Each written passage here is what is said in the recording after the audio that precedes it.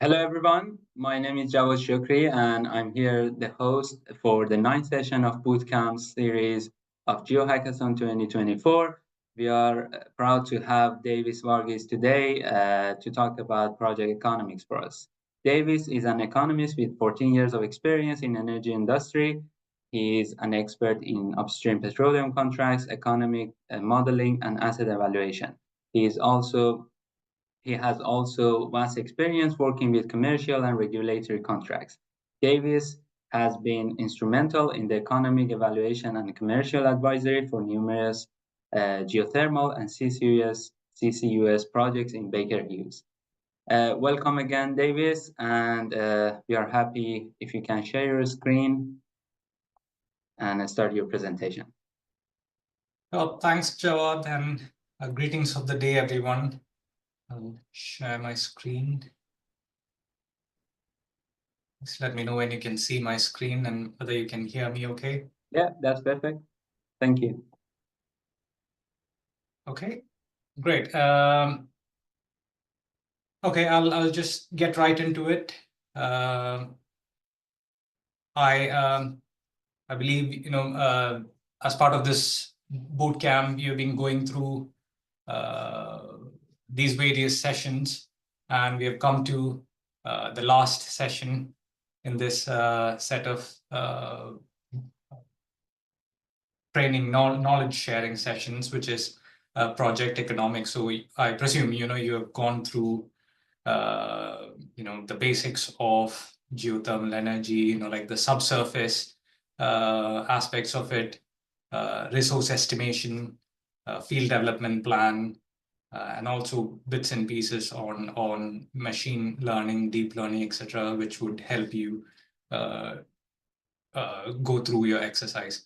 So on the last part, so I won't touch on any of this, but yeah, we are going to be focusing on project economics of a geothermal power project.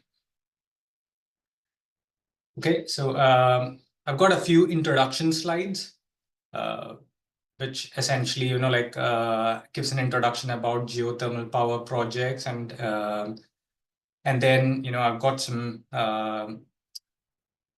introduction slides about project economics in general before we go into the economics of a geothermal power plant itself and the question that we are trying to answer, which is essentially how do we evaluate whether a geothermal project is investable or not? Is it economically viable to invest in a geothermal projects? How do you decide that? What are some of the metrics you can use to make that decision? So basically, a geothermal power project comprises these following components. It'll have a geothermal subsurface reservoir. It will have wells in order to bring the heat from subsurface to the surface. Then you have a geothermal power plant, which converts the heat into power, and then you have the connection to the electrical infrastructure. So from an economics point of view, a typical geothermal project cash flow looks something like this. So this is a representational image. So on the y-axis of this graph is the cash flow. And on the x-axis is the time axis, years to be specific. So project evaluations are normally conducted annually. So you look at your data on an annual basis. Anything less than that is very uncommon. So as you can see, the bars below the x-axis are negative cash flows, which means that cash is going out, and the bars above the x-axis are positive cash flows, which means money is coming in. And for a typical geothermal project, you've got a high upfront capital investment in the form of drilling capex, well capex, and the plant capex, like your power plant capital expenditure. And then you've got, after that upfront capital expenditure, you have your production, your power production starting, let's say, in the third year onwards. And then you have a steady operating period for 25 to 30 to 40 years. So geothermal projects in general have like much longer project terms. Yeah, so you have a steady revenue stream for the next many years. And during the production years, you have an operating cost associated with it, to run the wells, to run the power plants, maintenance capex, like labor, electricity, etc. Like electricity for operations, etc. And at the end, you've got decommissioning costs. Like all governments will insist that at the end of the project's life, you spend money on decommissioning your facilities, and there's an expenditure related to that at the end of the project. So this is a typical geothermal project cash flow. So from a feasibility study point of view, which is what an economist tries to do before a geothermal project has started, the evaluation period is like now, and then we are going to evaluate whether the project as a whole makes sense. Like will it make money is essentially the question that you're asking. And it's not straightforward because like you've got a long investment horizon, and you've got a high upfront investment, and you've got like steady cash flows that come over a long period of time. Okay, so evaluation period could be if it's a geothermal project that's going to be built from next year. You're trying to make a decision today whether to spend this money or not for the next 2 years. So the question is, like, okay, if I spend that money, is that going to be a good investment or not? Okay, does it make sense to invest in this project? Is essentially the question that you're trying to ask from a project viability economics standpoint. So a typical project has revenue in the form of the money that you make by selling electricity in a power plant project. So you generate power and you sell that on the wholesale market using a power purchase agreement, and that will be your revenue source. Whereas like you have all the costs in the form of like capital expenditure and operating expenditure, finance costs if you are like lending money in order to meet part of the upfront capital expenditure, decommissioning costs, etc. So there's this balance between the two, and you need to make a decision whether like the total revenue that you make more than offsets the costs associated with it. Okay, so so in order to test the economic viability of a project, we have to forecast project cash flows first. And in order to do that, this is just a flow chart diagram about like how you go about it. The first steps, like resource estimation and development concept, those are the steps which I believe like you would have gone through over your last few sessions. So you first estimate the resource. In this case, it's the heat resource. You make an estimation of how much heat you are likely to be able to produce. And then along with that, you also determine what is the development concept, like how do you size the facilities? What should be the size of facilities? What are the type of wells you should drill? All that falls into the development concept stage. And based on these two processes, you get these inputs, your production profiles a time series of, like the heat output that you're likely to produce, and the cost profiles, like the schedule of your costs. And also you have an estimate of, like what are the likely prices for electricity that you might get in the wholesale market. And these inputs are fed into an economic model, which is normally always a spreadsheet model based on which you calculate the cash flows in each of the periods going forward during the project duration. And once you have the cash flows, you use the economic model also to do some sensitivity analysis, which is essentially, like changing your production profiles and your cost profiles slightly to understand what are the major drivers of economics of this project. Okay, so I've got a few slides first before we just talking about some of the basics, but I think it's very important before we actually go into the actual metrics that you use to evaluate a geothermal project. So this might be too high level for some of you, but like just to make sure that you're all on the same level of understanding, I've got some basics of economics in here. Okay, firstly, like what is a cash flow? So cash flow is the net of revenue received by a company and payments made in a discrete period of time.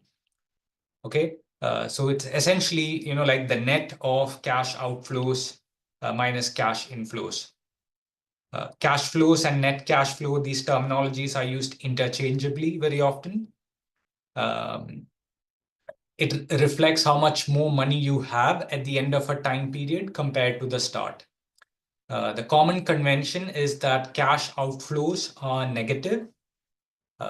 So if I spend money, like as a cost, like 1 million is if you spend $1 million on a well, that will be a negative cash flow. Whereas if you get 1 million in revenue, it will be a positive cash flow. That's the convention. Sum of cash flows, the sum total of the cash flows is the project's total or cumulative cash flow. And the net cash the project is expected to return to the company, the total. So just as an example here, if you follow the table here, 5 periods have been shown here. These periods could be months or years or any granularity, but for a project economics point of view, the evaluations are normally always annual. So these are, we could consider these as years, like year 1, year 2, year 3, up to year 5. In year 1, you have a cost of 10 units here, which implies, 0 revenue. So overall, it's minus 10 cash flow of period 1. Similarly, for period 2, period 3, up to period 5. And if you sum all of them together, you get a total cash flow of 18 for the company from this project. And a cash flow that's charted on an XY axis would look like this.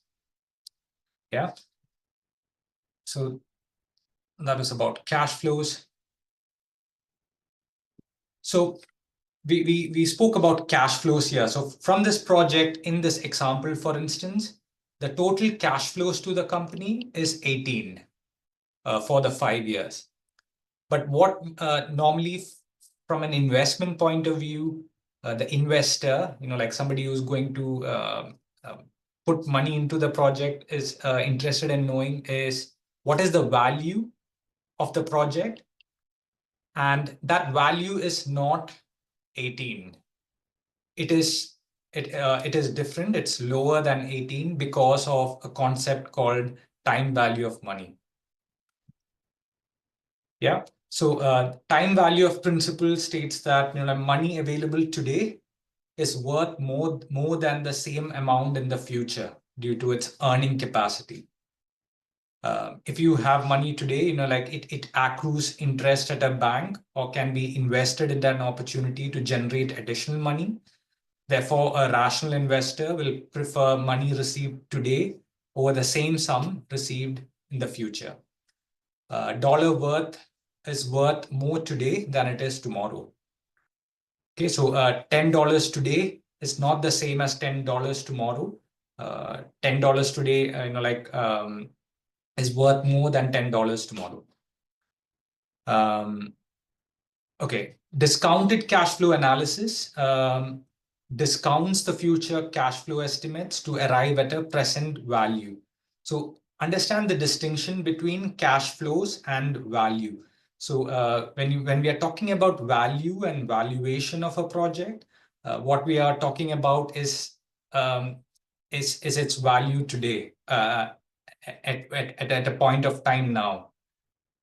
So in order to value a project, we bring the cash flows of the future to the current point by discounting them using a discount rate. So each year's net cash flow is discounted by a discount factor to account for the time value of money and also certain categories of risk.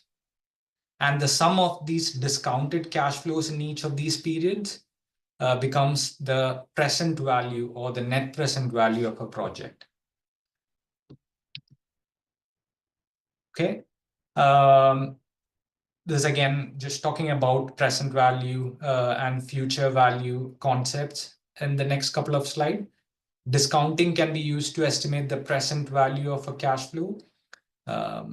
Value of a project is normally discussed in terms of its present value at the investment point.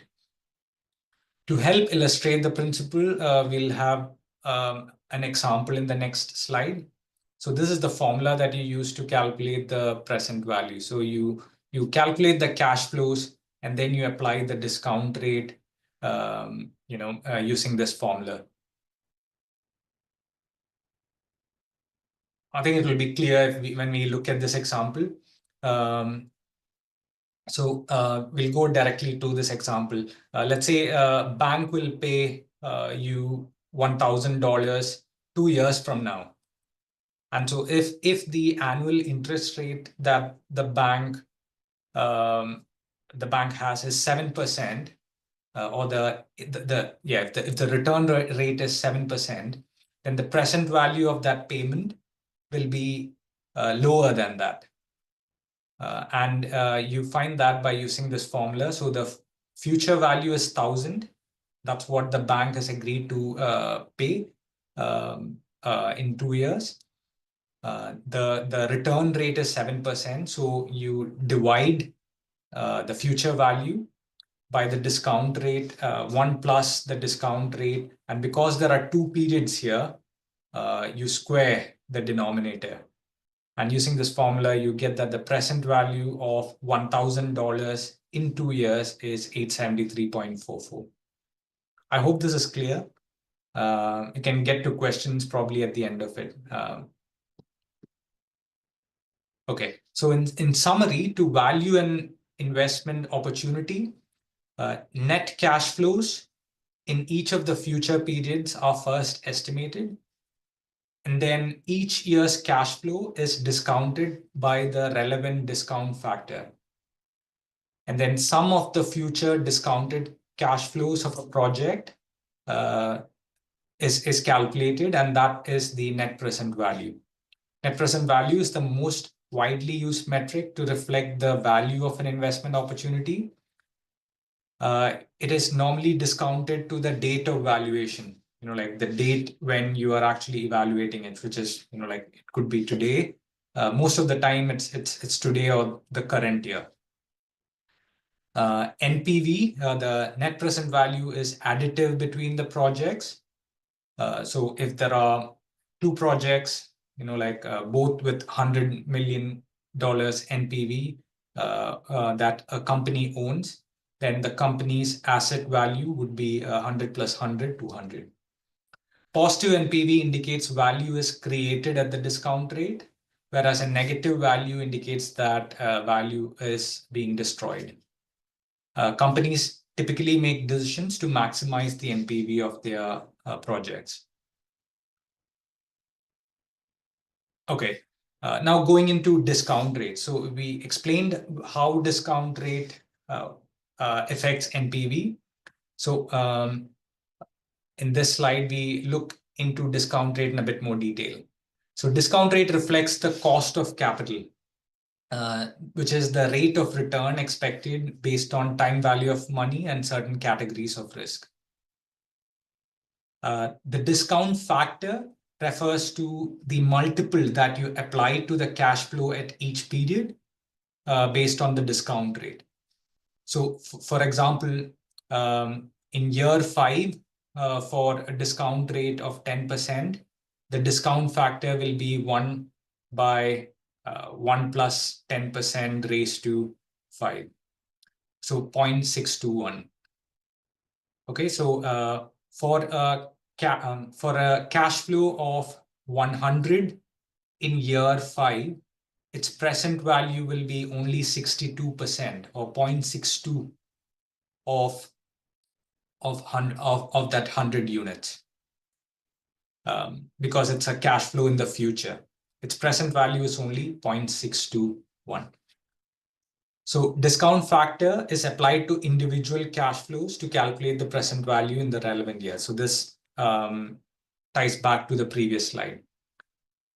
And in this chart here, you can actually see the impact of the discount rates on the discount factor. And you can see for higher discount rates, the discount factor that is applied to the cash flows are much lower. So for instance, if you follow this line, which is the 5% discount rate, for a cash flow of, let's say, 100 units in year 10, the present value of that 100 units will be about 0.6, 0.6 times 100, which is 60. Whereas, like using a discount rate of 20%, the present value of that same 100 units will be somewhere close to 20. So a higher discount rate means you are expecting a higher return from that cash flow. And so the present value of that will be lower for higher discount rates. The higher the discount rate, the more the future cash flow is reduced due to discounting. I hope this is clear. And now, like setting the discount rate. Discount rate is a complex and very often debated assumption. It relies on many assumptions. And yeah, so companies have their own discount rate assumptions for projects by incorporating various risks related to the company and also the projects that they have. So it's not something that's uniformly used across all projects. It will depend on partly on the companies that is evaluating a project and also on the project risk itself. But the basic principle is that higher the risk associated with the cash flow, the cash flows from the project, the higher the discount rate you should use. A rational investor attempts to maximize the reward while minimizing the risk. So if an opportunity presents a higher return with a less risky cash flow, it will always be preferred. The discount rate is meant to adjust for time value of money, as we explained in a few slides back. And also two other risks, like the systematic risk, which is the risk inherent in the market as a whole and in the market segment, and unsystematic risk, like risks that are associated with specific to the project. Okay, so these were some of the theory about project economics in general. You'll see the same principle being applied to almost all like project evaluations. Okay, so now going into the economic viability question of a geothermal project. There are broadly two ways of testing the economic viability of a geothermal project. One is through the discounted cash flow analysis, which determines the value, the present value of an investment based on future cash flow expectations and discount rate. And the second method by which the economic viability is tested is using levelized cost of electricity. Levelized cost of electricity represents the theoretical minimum price that the project requires so that it becomes break even, like they can recover the costs. So we'll look into each of these methods in a bit more detail in the upcoming slides. So discounted cash flow analysis. This is similar to what we saw in some of the previous slides in the theory. It's a valuation method that calculates the value of an investment today based on cash flow estimates the investment will generate in future. In order to calculate the expected future cash flows, we need to estimate the estimate revenue expectations and also the costs. We saw like the various components that make up revenues and costs in the previous slides. For a geothermal power project, revenues will be in the form of of electricity that's sold, like the based on the electricity price that you get from the power purchase agreement. And costs associated with a geothermal power plant will be, like, okay, upfront drilling capex, the facilities capex for the power plant, the operating expenditure, labor, insurance, etc., and decommissioning costs, any financing costs for lenders, etc.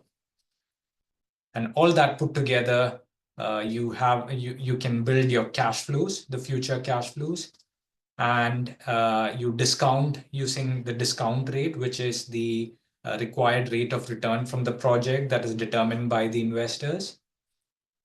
And you get your net present value at the discount rate and some discounted cash flow analysis. Also, you can use it to calculate some other key performance indicators like your internal rate of return, your payback period. Like payback period is essentially the time before which you can you recoup your upfront investment. Okay, so this is another slide just listing out the type of inputs that go into discounted cash flow analysis. I've got an example of a discounted cash flow analysis for a geothermal project here. I won't probably spend a lot of time on it. You can take a look at, like some of the inputs that go into an economic model. So firstly, you've got plant and power purchase agreement assumptions. So this is the capacity of the power plant that's been decided based on the development concept, 30 megawatt. Delivery rate is, like, okay, you've got the nameplate capacity on an average, like how long as a percentage, like when will, what will be the availability rate? So 90% of the time, it's assumed that in this example that the geothermal power plant will be producing electricity. So this is the calculated available power, like using megawatt hour to, you multiply 30 with, like the 24 hours in a year, 365 days a year. Sorry, 30 megawatts times 24 hours a day to 365 days a year to get your available power in a year. Then net energy sales is 90% of this value, because, you know, like 90% essentially means that only it will actually be producing electricity only 90% of the time. And then some other inputs, you know, like what would be the power, the electricity price that it will be selling the electricity, cost information. So once you have all this, you know, the economic model, essentially spreadsheet model that, you know, like builds into a cash flow for each of the period.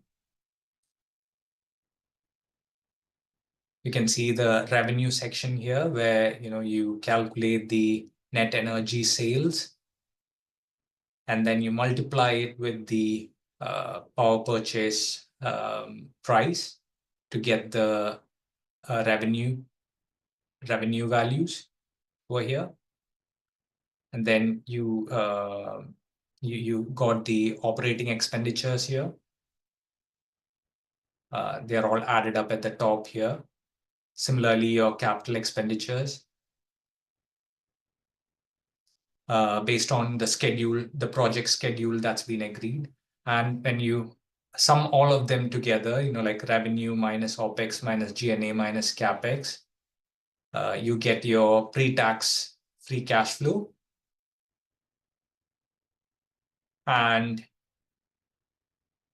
the pre-tax free cash flow, once discounted using a discount rate of 10%, you get a net present value of 28 million. Okay, if you chart, sorry, if you chart this on a, if you put this on a chart, it will look like this. This is similar to the representational example I showed in one of the first slide. You've got an upfront expenditure CAPEX, and then you've got a steady revenue stream and an operating cost stream. And the green line shows the pre-tax cumulative cash flow. So it basically adds up the cash flows as it goes. Okay, so so in this discounted cash flow analysis, what we are trying to see is whether the NPV is positive or not. And in this case, you can see that the NPV 10, NPV that's calculated at a 10% discount rate is positive, which means that, you know, the project makes money. And so this would be, you know, this makes money, and so this can go through to the next round. You know, like you can technically proceed with this project. The second method for evaluating a geothermal project is levelized cost of electricity. So here the approach is slightly different, and the emphasis is on the costs. So levelized cost of electricity is essentially the discounted unit cost of building and operating an electricity generation asset.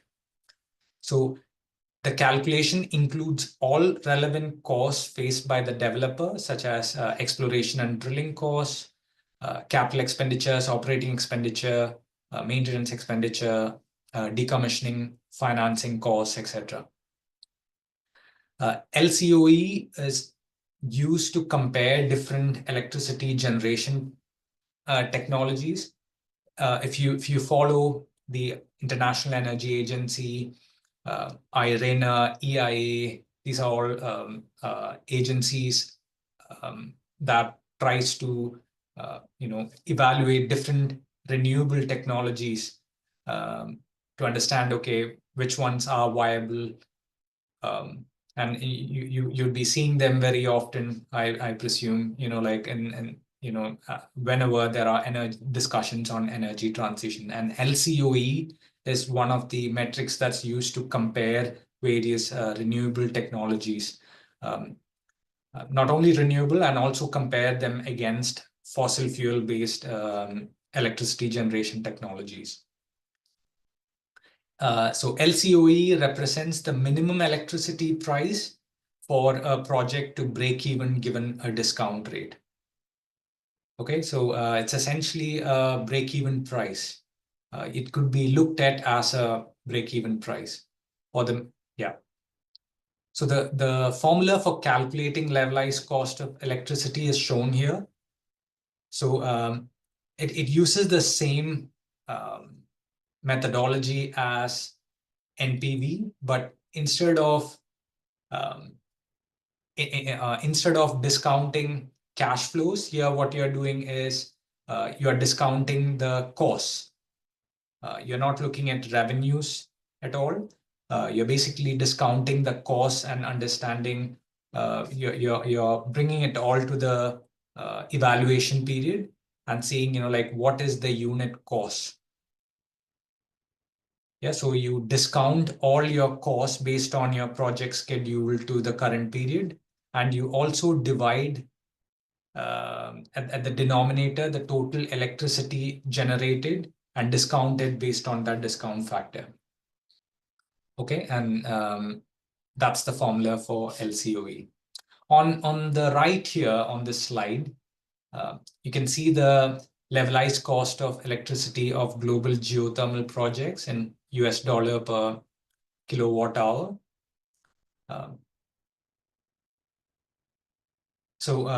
This is a chart I picked up from IRENA, which is International Renewable Energy Agency. And you can see that, so it ranges mainly, between 0.05 to 0.15 dollar per kilowatt hour. I like to look at these numbers on a dollar per megawatt hour. So it's generally between 50 to 150, 50 to $150 per megawatt hour. So if you multiply the y-axis by 1,000, you get 50 to 150 megawatt hour, dollar per megawatt hour. Okay, moving on. Okay, so economic drivers of geothermal LCOE. One of the major drivers of this LCOE is the drilling cost. So among renewable projects, this is something that sets geothermal apart. Like you've got well drilling costs upfront, and that is a significant part of the total cost. It's generally in the range of 10 to 20% of the total cost of the project. For high temperature fields, it can go up to 20 to 50% of the total project cost. So the well capex, the upfront well capex is quite a significant part of your cost, and it has a high bearing on the economic viability of a geothermal project. Power plant construction costs are normally in the range of $2 to $6 per megawatt. And it depends on the type of technology is being used, like that's a binary geothermal plant or a direct steam or flash plant, etc. Operation and maintenance costs, compared to other renewable power plants, like it is slightly higher because, like you've got wells here. And so, like every X years, you will have to do some well workovers to maintain production. Capacity factor, we came across this when in one of the previous slides. Geothermal projects generally have very high capacity factor, so they are generally used for base load power generation. They have high capacity factor. They are reliable compared to solar or wind, which are intermittent technologies. Geothermal projects generally have high availability rates. Often in the range of like 80 to 90%, 75 to 95%. Discount rate used is also a very important driver of the calculated LCOE. There are many factors that affect the discount rate decision used by the investors. Various factors such as like the cost of debt, the level of project financing, as in, like of your upfront investment, how much of that are you going to project finance using lending? So the required rate of return by the investors, project-specific risks, all these factors feed into the discount rate that is used for the project. It ranges from 6 to 10% generally, but it can be higher as well. Okay, so I've got a representational example of LCOE here. Note that, yeah, I mean, like I've shown the production only for 10 years. Normally for geothermal projects, you expect the project to run for at least 25, 30 years. But yeah, I mean, like this is just a representational example. Can see that similar to the discounted cash flow analysis, you first calculate the available supply. You calculate the available supply and not the revenue here. Okay, and the supply goes in the denominator of an LCOE calculation. And in the numerator, you've got all your costs, your drilling cost, the upfront expenditure, your power plant costs, your operating expenditure, your decommissioning expenditure, and also your, if you're using project financing, those costs. In this case, like I've assumed 70% of the cost is project finance. So you see that, 70% is project finance. So that's a positive cash flow here from the lenders. Whereas, like it's repaid over the first 5 years of production. So 26 million is being borrowed and 29 is being repaid over time. Okay, and you can see the discount factor here. So this again uses a 10% discount rate, and use the discount factor that's calculated here. And these discount factors are applied to each of the numerator and the denominator to calculate the LCOE. Okay. Yeah. This is just a cautionary slide. LCOE metrics are used widely for comparing power projects, but exercise caution when using LCOE from different sources. Input assumptions can have a significant impact in the calculated LCOE. So make sure you're comparing apples to apples. LCOE can vary widely based on the discount rates used, whether the LCOE is on real terms or nominal terms, essentially, like whether inflation has been taken into account or not, whether it's leveraged or unleveraged, like whether project financing is involved or not, included or not, whether it's on a pre-tax basis or a post-tax basis, depending on the project term as well, whether it's the project runs for 25 years, 20 years, 30 years, that all that has a big bearing on the calculated LCOE.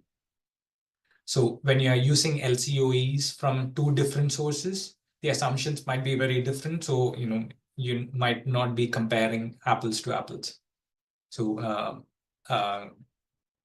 use LCOEs with caution. They're mainly used for comparing two technologies. So within the same exercise. Okay. Got one last slide on applications on discounted cash flow analysis and LCOE. So discounted cash flow analysis is used when you know your electricity sales price and your discount rate, which is the minimum required return. And then you go ahead, you model your cash flows, and if the calculated NPV at the discount rate is greater than 0, then that indicates that value is created, and you can go ahead with you can theoretically go ahead with a project. Positive NPV implies that the project creates value. Negative NPV implies the project doesn't meet the required minimum return criteria. Okay. In comparison, LCOE is used to calculate the minimum electricity price required for a project to break even at the given discount rate. Success case is when the calculated LCOE is less than the wholesale electricity purchase price in the region that that the project is situated. So if the calculated LCOE is less than wholesale electricity purchase price, it implies that, okay, this will make money. If the LCOE is greater than wholesale electricity price, it implies that the project may be uncompetitive in the market. And so to make it competitive, normally what you do is you go back to the drawing board and then you look at the technologies again, and you have to come up with different measures, like, okay, how can you reduce the well capex, or like, can you look at a different development concept, or like, very often like, there might be capital grants from the government for renewable technologies, like that will bring down the upfront expenditures, that would improve your LCOE, that would reduce your LCOE. Similarly, OPEX reduction measures through change in development concept, government support measures, etc. Low-cost debt reduces the discount rate and therefore reduces your LCOE. Higher leverage, like, okay, if you are able to project finance a larger portion of your upfront expenditure, that might reduce your LCOE as well, especially when your cost of debt, your financing interest rate is lower than the discount rate used. Okay, so that was my last slide. Thanks for listening. And if you have any questions, we can open up for questions. Yeah, thank you very much, Davis. That was very informative presentation for me personally. We have some questions in the chat. The first one is how to deal with the taxation and inflation when you're doing the calculations of net level cost of electricity and the other method. Sure. So firstly, inflation. When governments calculate these LCOEs or discounted cash flow analysis, they normally tend to calculate it in real terms without taking into consideration the inflation in costs, etc. But it's always better to include inflation in your calculations. The calculated LCOEs would be higher if inflation is included in your cost estimates and your revenue estimates. And how we normally do it is, for revenue, normally you apply a 2% inflation rate, especially if you're in a Western developed market like in Croatia. You would expect the inflation rate for prices to be, the banks target a 2% inflation rate. So 2% inflation rate is something that's normally used. So year on year. So if your electricity price is as of 2024, then what you do is you apply inflation rate of 2% year on year. So if your electricity price today is 1 unit, next year assumption would be 1.02, like 2% inflation, and so on and so forth. For costs, again, for capital expenditures, normally, like wells and plant costs, etc., given international procurement, they tend to follow the same 2% inflation rate. So CapEx inflation is normally applied at 2%, whereas OPEX inflation is normally tied to the local market. So it will depend on, like what the local market CPI is normally. So CPI inflation rate is what is generally used as the OPEX inflation rate, because labor, materials are a larger component of operating costs. and that they tend to have a lot more local market influence. And so what I would do is, okay, for Croatia's case, like I would look at the last, last 10 years historical average CPI inflation rate and use that as the assumption for OPEX inflation. Okay, hope that answered that question. And for tax, tax is not always included in LCOE calculations, but it's a good idea to include it. So within within LCOEs, taxes are not normally included. But one place where tax tax has a bearing is in financing, because tax generally affects the discount rate calculations, and therefore, okay, how much of your project is project finance, and because your interest rate payments are tax deductible, that has an impact on your discount rate and the LCOE calculation. So adding tax to an LCOE calculation will make it slightly more complicated.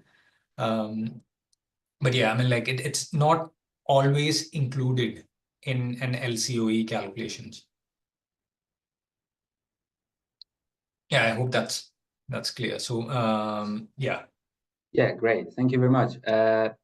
Also, you gave some examples regarding the share of the cost of the well and drilling. Lena is wondering if the ranges that you provided, does it include AGS and EGS type of wells as well? Is it okay? These wells here, 10 to Yeah, 20% of cost. Yeah, so this is the data set for this has been mainly based on existing projects. So these would mostly are based on like binary power plants, and so no, I would say no. It's not. It doesn't. The data set, the historical data set, doesn't include AGS, EGS well costs. do you have any suggestion, any references that audience can use? Well, Or I would have to just say no, I don't have any references because it's relatively new. So yeah, so I don't have any references. okay. But like I can check internally. Like some of our experts should have some idea on this. Yeah, I suppose in the last session, Tim, I'm not really sure if Tim covered parts of this, so it's something which probably Tim can get back to you on. Actually, one of the participants said check references in project inner space reports. Okay, Yeah.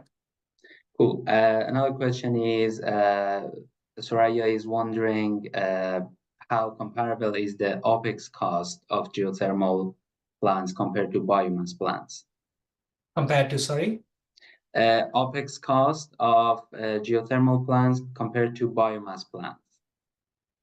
Oh, that I'm sorry, I can't answer that question because I'm not very familiar with biomass plants. But I would, yeah, I won't be commenting. I just have to Yeah, no plead my worries. ignorance. No worries.